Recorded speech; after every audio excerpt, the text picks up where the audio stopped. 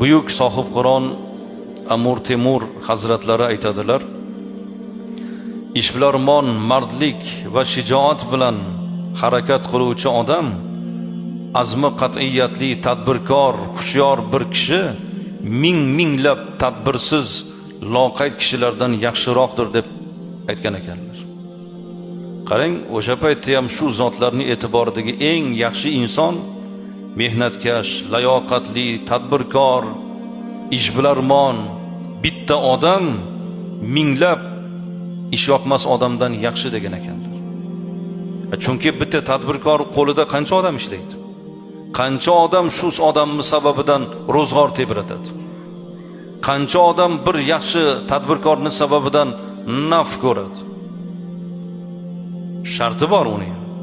Halol, vatanparvar, iymonli, pokiza, niyati halol tadbirkor shahidlar bilan birgalikda, payg'ambarlarning maqomida, siddiqlarning maqomida uni boradigan joyini maqomi tayin azizlar.